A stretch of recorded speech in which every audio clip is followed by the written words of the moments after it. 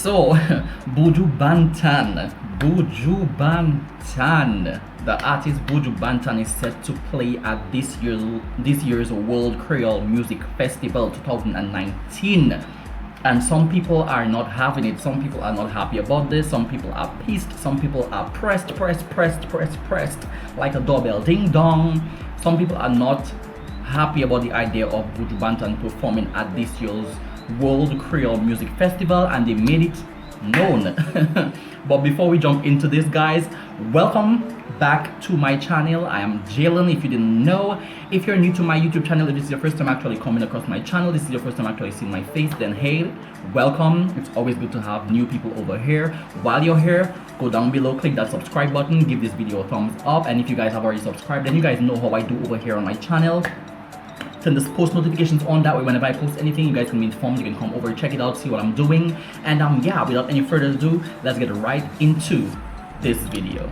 So guys, I recently went to the World Creole Music Festival warm-up that they had on the Bayfront in Roseau, Dame Eugenia Boulevard. I went to that warm-up and I didn't even know that they had this warm-up. It was something that was new to me, but my friend sent me the flyer and I did a little vlog about it. I went, I had a good time. But yeah, it's something that they do annually.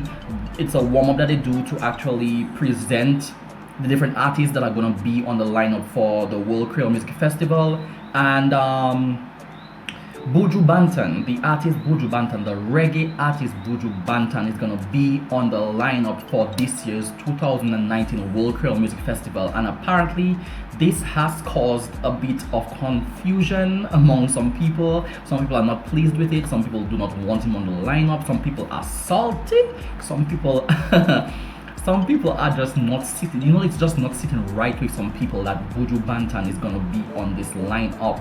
And they've stepped up and made it known. Mr. Van Lee Joseph, the manager for the Nature Island Recovery Center, I think, yeah, Nature Island Recovery Center in Dominica, was not having it. Okay, his organization is about trying to get youths off of drugs and away from drugs and stuff like that. I don't know too much about his organization, but I just know it has to do with keeping youth away from drugs.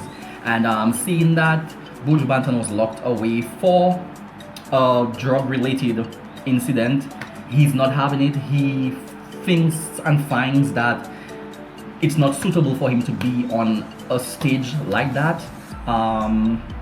singing to an audience or conveying messages to an audience of young people when he himself was incarcerated for drugs and stuff. So he spoke up about it, he spoke out about it, and here's what he had to say. The main concern of the center is, at present, Buju Banton is known to be a drug dealer. He was caught setting up a drug deal. Buju Banton spent time in jail, and as we speak, he is on probation.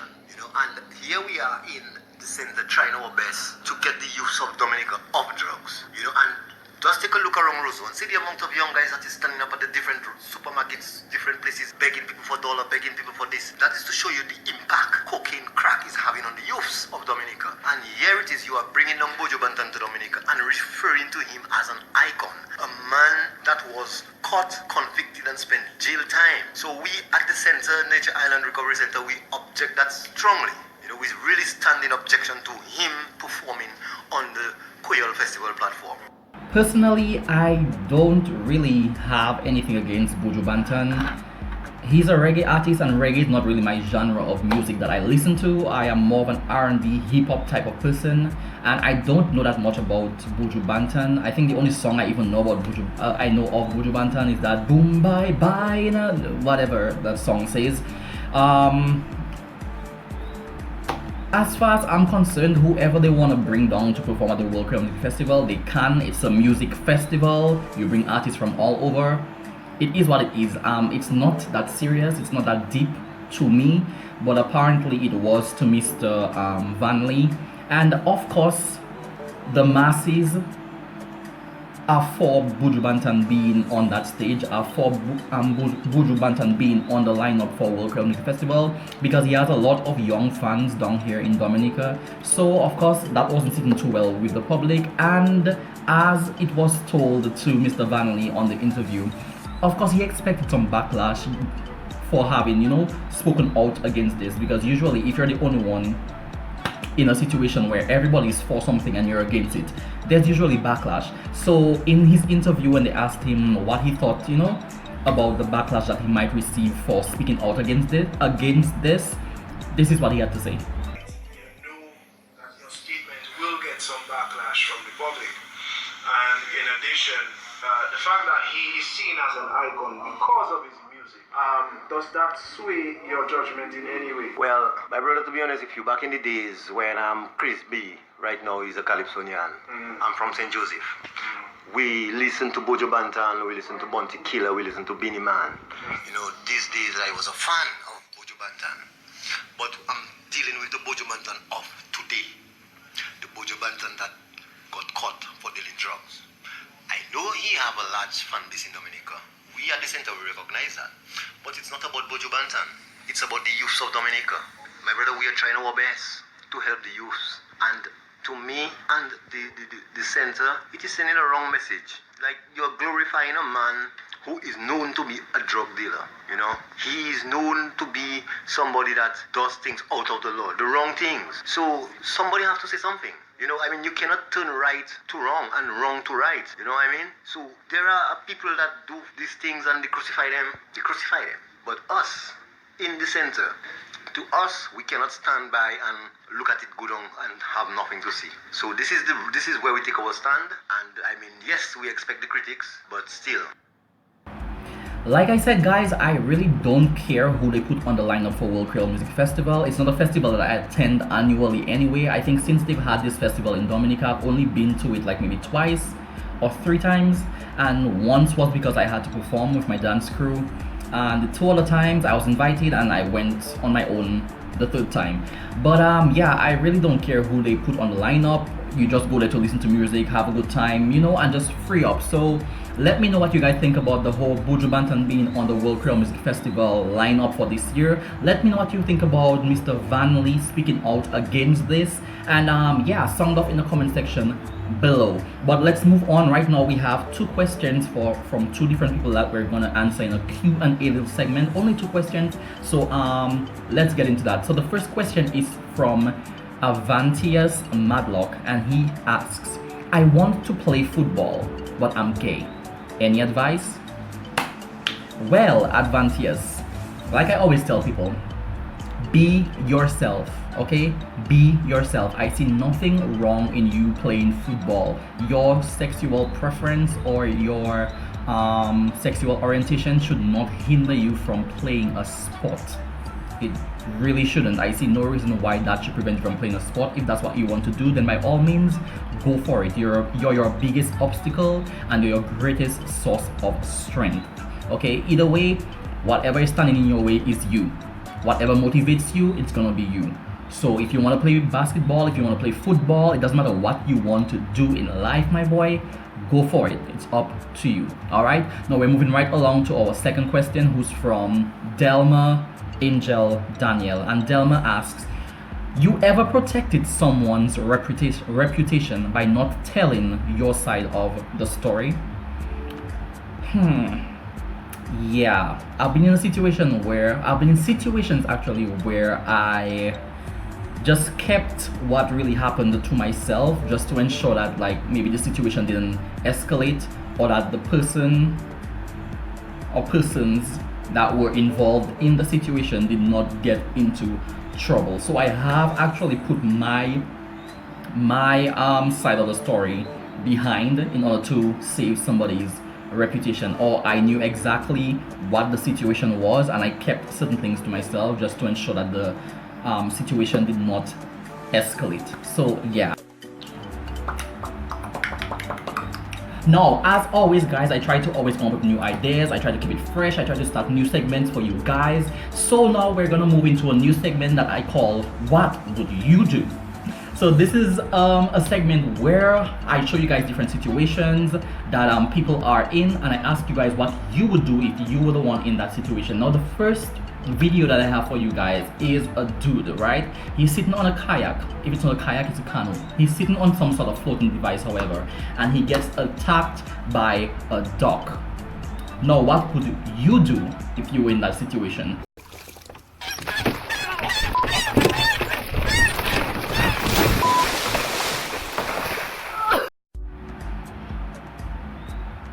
I mean, what can you do in a situation like this? You're already attacked, your kayak flips over, you're in the water, like what else can you possibly do? It is what it is at this point. Just agree you got soaked, just agree you got attacked by a dog, just agree a dog beat your ass and give it to Jesus, okay?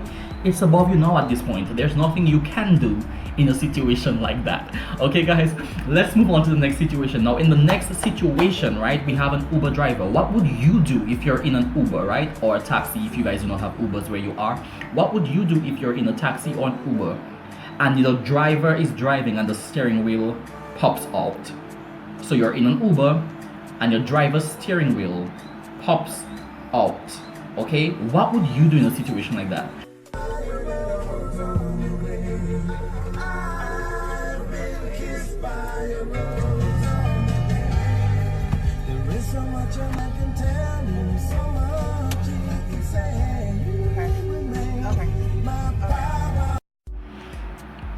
At this point, I'm walking, okay? At this point, I am walking. Put me down, please. Driver, stop right there, okay? Fix your little steering wheel while I walk. Thank you. Give me back my money and I'm gonna walk. At this point, I'm not going anywhere with you and your steering wheel is off. It's good. I'll walk. It's okay. I'll walk, I'm good. But let me know what you guys would do in a situation like that down in the comment section below. I have one more video for you guys, and it's about a Chinese meal that actually had a life of its own. What would you do if you were in a restaurant, right? And they brought you your dinner, they brought you your meal, whatever you ordered. And right in front of you, that meal that they just brought you started to move, started to wiggle and fell off the plate. What would you do?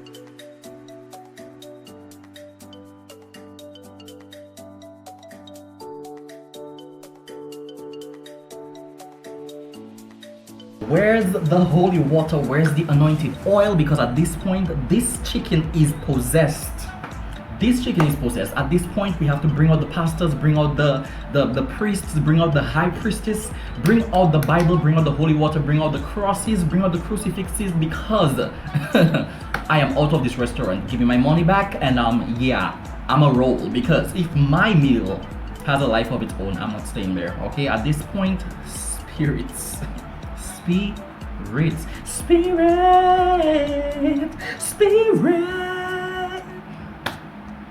But what would you guys do? What would you do in a situation like this? Let's go, say you go to KFC and you open your box of chicken and that chicken starts clocking.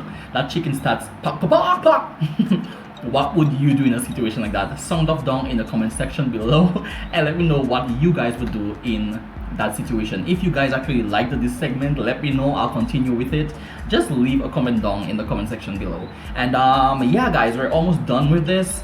I just have one more video for you guys, and this video is about a mom who was actually at an airport, and she just turned away for a split second to, I think she was gonna print out their boarding pass or their plane ticket. She was printing out something, and her son, just for that split second, her son went over to the conveyor belt where the luggage is passed, and he got caught up in the conveyor belt. He was swooped away, okay? Poof, gone, taken, gone with the wind. It was kaput, okay? The conveyor belt swept him away, and yeah, it was chaos in the airport trying to get him off of the conveyor belt. I think he ended up breaking an arm. And I just want to know what you guys would do in a situation like that. What do you guys think? You know what, before we actually get into that, I just want you guys to check out this video, and I will continue with the rest of my commentary after. Check this out.